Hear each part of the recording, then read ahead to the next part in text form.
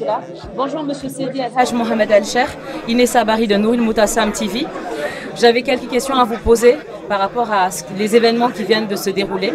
Donc ce voyage marque votre première sortie internationale dans le cadre de votre mission Imam Al-Mahdi. La première question, ce serait de savoir pourquoi le choix de la Côte d'Ivoire et savoir comment vous comptez propager la mission en Afrique. Masha'Allah, bismillahir rahmanir rahim, alhamdulillahi rabbil alamin. Soxna si Inessa maa ngi lay nuyu bu baax ak waa Nouril Moutassam TV yëpp aussi di kontaan ci question bi nga xam ni moom nga ñu posé comme ni ma ko waxee woon rek ci sama intronisation yàlla dafa dogal nun amuñu choix ki nga xam ni moom moo ñu intronisé te mu di Mawlaay Cheikh Ahmed Tijani Chérif moom moo ñuy jox toujours fi nga xam ni mooy destination bi ñu war a jëm bi ñu paree mois de janvier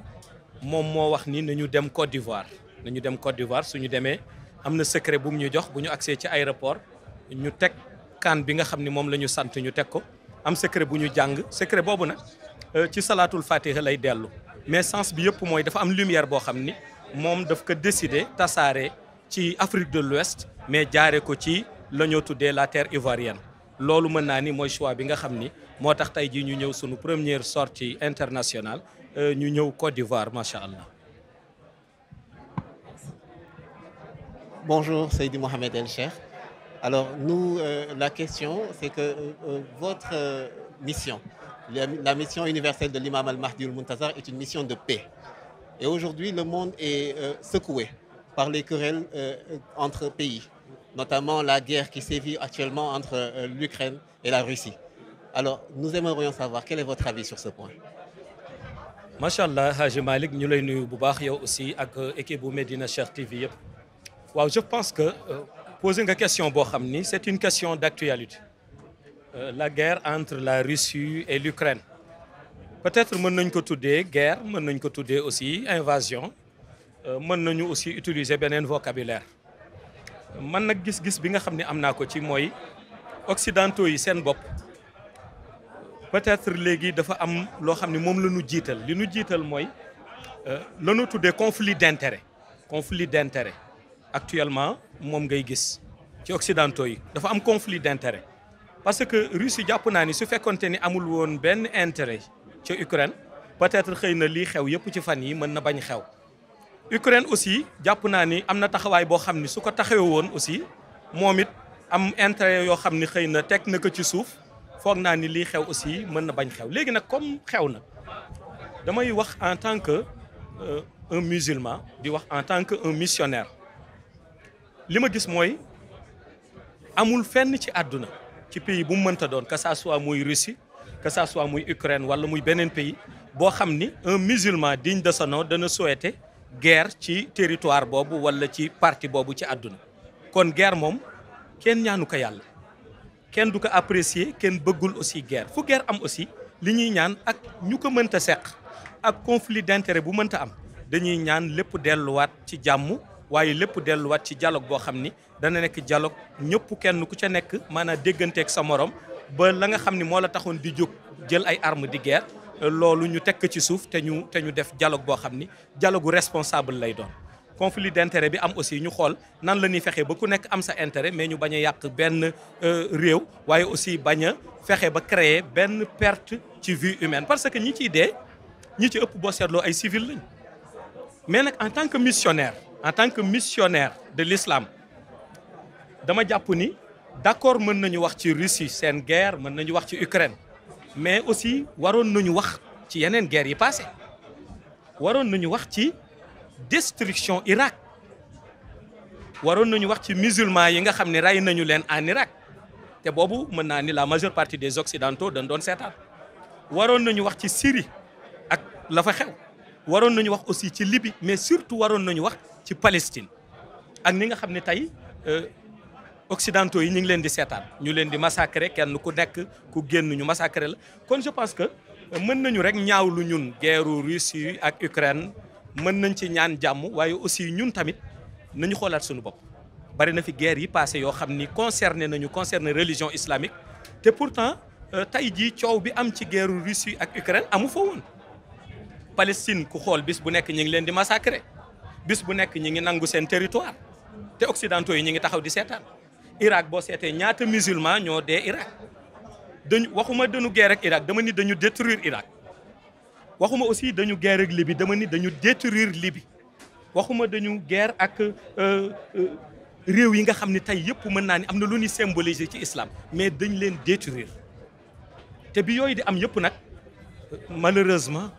occidentaux yëpp dañu toogoon di seetaan kon tey xëy na taxawaay bi ñu am ci diggante Russie ak Ukraine suñ ko amoon ca ba ñuy détruire Irak am ko ca ba ñuy détruire Libye am ko ca ba ñuy sonal Palestine kon defe naa ni tey xëy na sax yàlla mën na def jàmm am ci àdduna bi waaye nag àdduna bi da ngay gis ni dafa am 2 poids 2 mesures tey ñëpp a ngi wax ci Ukraine Russie warul woon def nii waaye pourtant ci boobu ñuy waxee ci Ukraine Russie waru ko woon def ni ña ngay bombarder Palestine ña ngay rey ay julli ca Irak te pourtant kenn waxu ci moo tax ma ni nag d'accord man dinaa ñaawlu guerre Russie bi ak Ukraine bi donte xam naa ni conflit d'intérêt la mais nag li may gën a ñaawlu man mooy musulman yi ñuy massacrer ci àdduna bi man loolu lay gën a ñaawlu.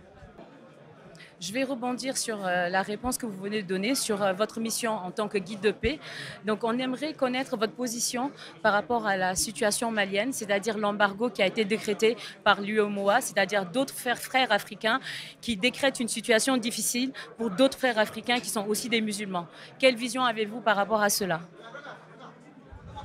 Machallah, côté boobu moom defe naa ni ñi may dégg may wax ñëpp dégg nañu ma di ko ñaawlu. dégg nañu may ñaawlu embargo bi nga xam ne am na ci Mali bu may wax en tant que sénégalais les Maliens sont nos frères comme tey jii ni ma taxawee fii ci Côte d'Ivoire ak peuple bi nga xam ni peuple frère la du Sénégal muy les Ivoiriens Maliens yi suñu ay frères lañ ak lu mënti xew ak intérêt bu mënta am waruñu mën a utiliser CEDEAO wala organisation bu mu mënta doon ci Afrique di embargo benn pays frère boo xam ni ñun ak ñoom ñoo bokk lépp kon loolu moom du man kese maa koy ñaawlu mais bépp nit koo xam ni africain nga képp koo xam ni yaa ngi séentu développement Afrique àndoo ci embargo bi nga xam ni am na te ñu def ko suñu frère malien yi. léegi nag comme loolu am na ñu nekk naan warul woon am na nañu fexe ba xool nan la ñuy créer situation boo xam ni dana dem ba indiwaat stabilité ci sous-région bi. ba nga xam ni loolu ñu defoon Mali muy embargo boobu dana dañ ñu continuer àndandoo nanu nekkee woon ay voisins suñu ay frontières ñu di ko jàll ñëpp di ko jàll en paix te kenn bañ ci am benn problème. Vraiment man de ma part personnelle maa ngi soutenir publiquement le peuple malien ci ni nga xam ne embargo nañ leen parce que je me sens sénégalais je me sens malien je me sens guinéen je me sens ivoirien macha allah. Imam Al-Mahdi, un terme revient souvent lorsqu'on parle de votre mission, et c'est le terme compagnon, les compagnons de l'imam Al-Mahdi al-Muntazar. Aujourd'hui, quel est leur rôle dans cette mission universelle? waaw xam nga bu ñu waxee compagnon mën naa ni ñi ngi ko jëlee ci ñi nga xam ni dañu daan ànd ak yonent bi Sayyidina Muhammad sallallahu taala alayhi wa sallam sahaba yi daan ànd ak moom ñu tuddee leen les compagnons du prophète Mohammed paix et salut sur lui. Je crois que mission bi nga xam ni les compagnons du prophète Mohammed paix et salut sur lui moom la ñu amoon avec le prophète de l'islam c'est la même mission moom la war a compagnon imam al-Mahdi yi war a am ñoom it seen diggante ak imam al-Mahdi. léegi nag la mission des compagnons du prophète Mohammed paix et salut sur lui du woon lenn lu dul fexe ba drapeau islam ñu gën ko hisser gën a yëkkati drapeau islam mais gën a fexe ba aussi lu baax li nga xam ne moom la ñu xamee islam. tolérance bi nga xam ne moom la ñu amee islam entraide bi nga xam ne moom la ñu xamee jullit yi seen biir ñu soqat loolu ba loolu dem tey jii jàpp naa ni ñi ànd ak imam al-Mahdi dañu war a déglu directive yi imam al-Mahdi di joxe ci mission universelle bi ñoom it ñu fexe ba directive bu mu joxe te directive bi du lenn lu dul fexe ba dooleel islam fexe ba dooleel lumière bi nga xam ni moom mooy lumière u salatul fatiha ñu fexe ñoom ba directive boobu ñu koy partager ak i seen ay voisins di ko partager ak i seen ay compagnon ñoom di ko partager ak ñi nga xam ni pratiquement yéene nañ leen ci lumière bi ba lépp lu ñu soxla tey ci lumière lépp lu ñu soxla ci stabilité mais lépp lu ñu soxla ci entraide mu am ci diggante compagnon imam al-Mahdi yi comme na mu amee woon ci diggante compagnon Sayyidina Muhammad sallallahu taala alayhi wa sallam mais ñu yaatal ko ba kenn ku nekk ak région booy mënta dund wala réew mooy mënta dund ci àdduna soo nekkee jullit nga jot ca su fekkee yàlla dogal na bokkoo ci religion islamique ñu jox la aussi respect bu mot sëkk ba nga xam ni kenn du tooñ sa religion wala di la wax loo xam ne bu ëllëgee dina la met loolu mooy message yu islam.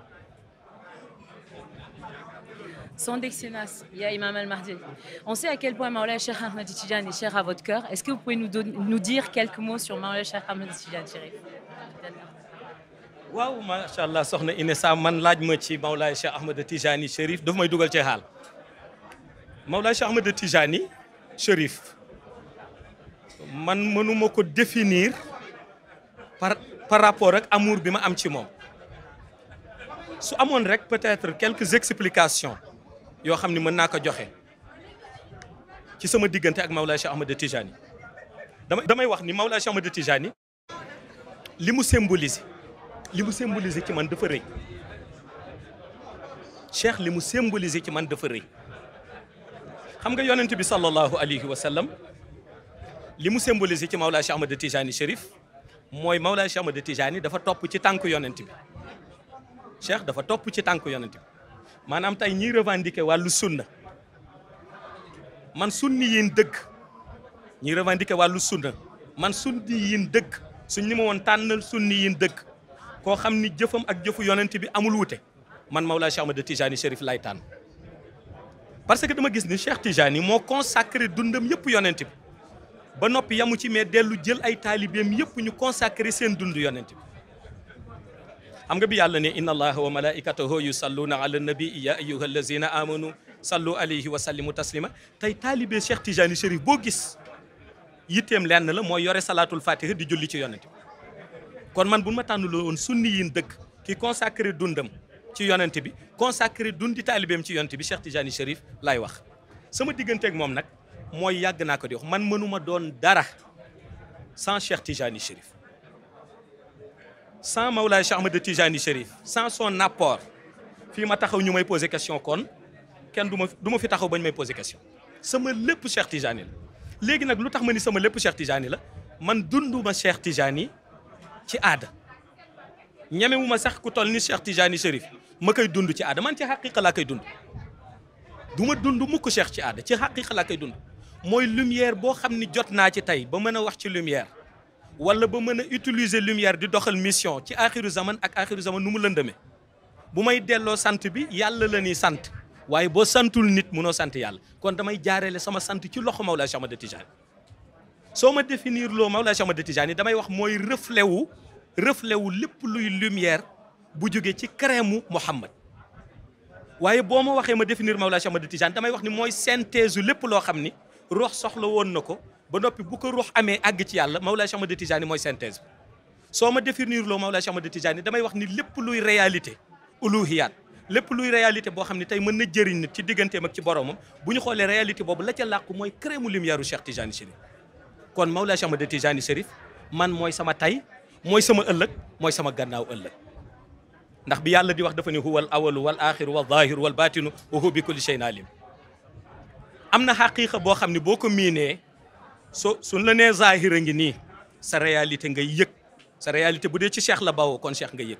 suñ la nee lu nëbboo ngi nii sa réalité ngay yëg bu dee loo xam ni ci Cheikh lay dellu kon Cheikh nga yëg li feeñ noonu li làqu noonu li njëkk noonu li mujj noonu man daal sama lépp Cheikh Tidiane Chérif ku may bëgg ma ak leeru lumière u Maulay Cheikh Ahmed Tidiane ku ma bëggul it bàyyi ma ak lumière u Cheikh Tidiane Chérif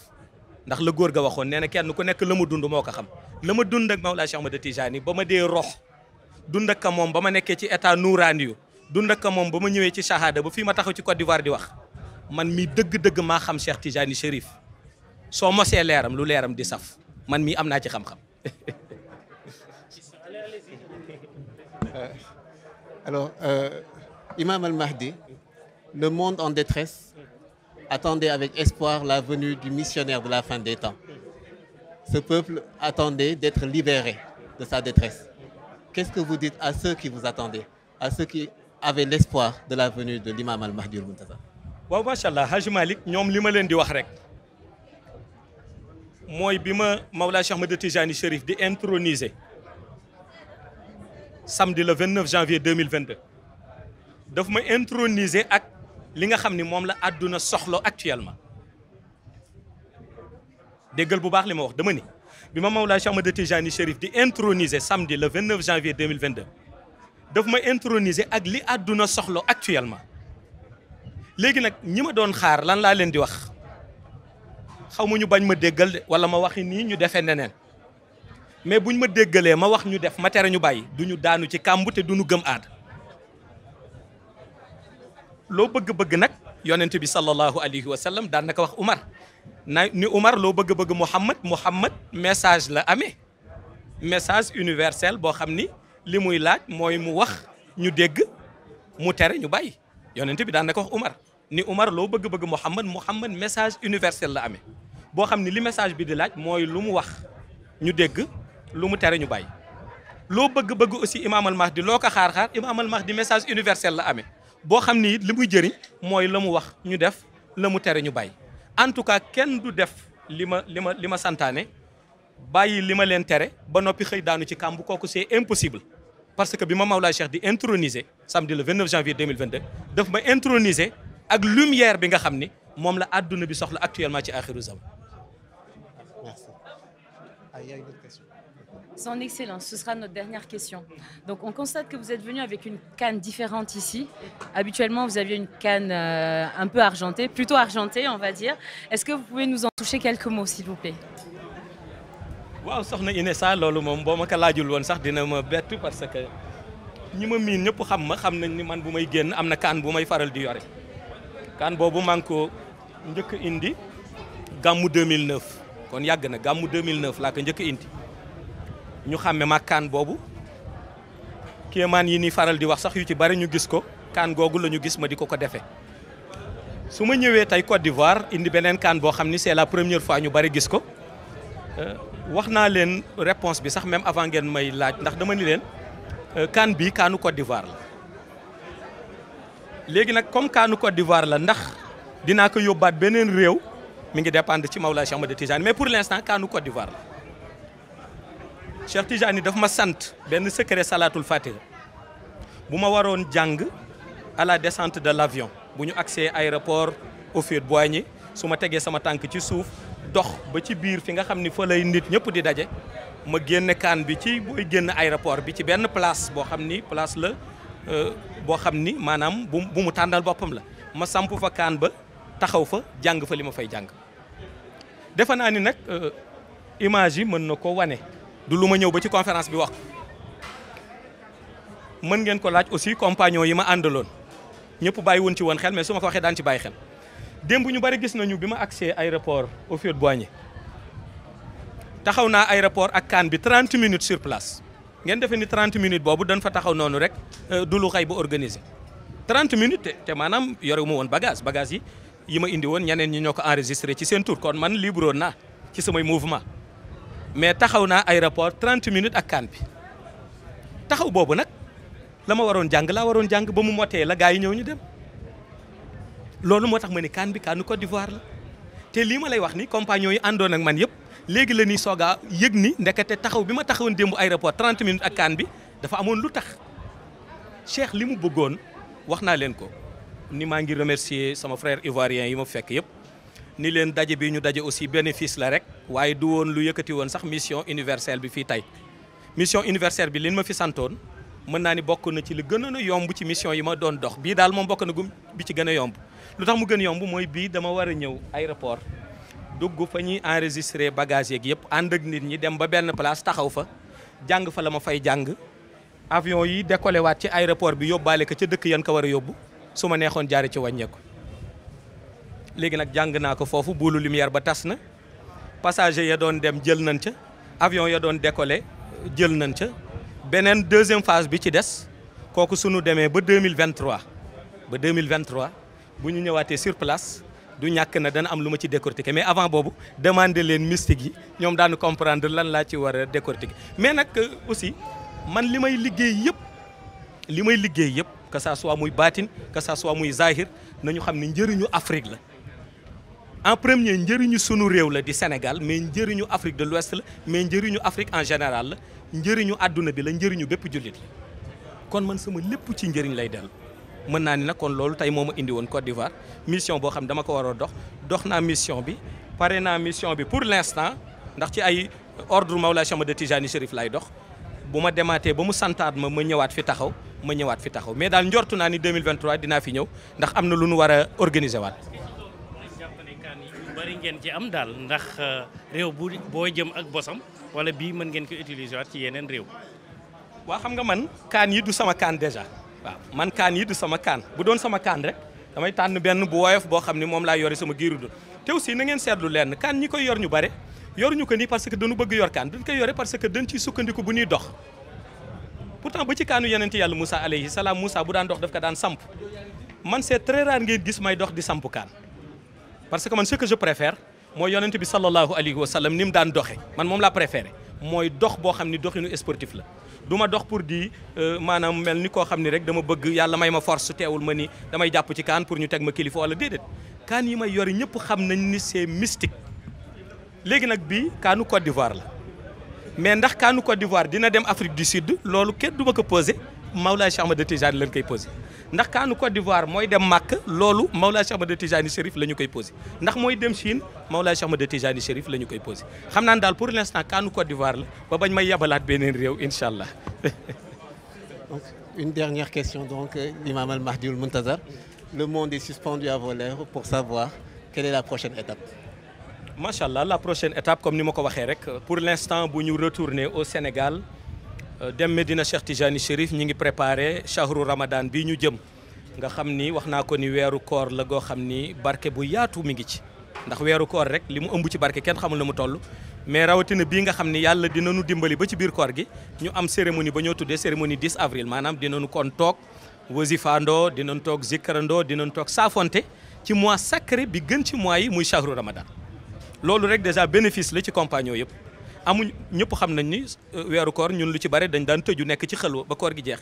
yàlla dogal na koor gi dinañu am temps wu saafonte te defe naa ni koor dafa bokk ci ngëneelam nga jug rek dem fekki sa moroomub jullit sax saafonteeg moom rawatina nag compagnon yëpp daje disciple yëpp daje ñuy zikr salatul fatiha ci terre sainte terre sacrée bu Medina Cheikh Tijani ci shahru Ramadan defe naa mooy étape bi ñu jëm léegi nag buñ ca jëmee ba pare ñun comme ni ma ko waxee rek missionnaire lañu lenn la ñuy xool mooy joxañ ba kan mooy joxañ baaraam Mawlaa Cheikh Ahmad Tijani Chérif te waatoon naa te waataat ni fu mu joxañ bu doon sax géej ko séparé ak man wala safara danaa fa dox dem fa loolu moo ma ñor asalaamaaleykum wa rahmatullah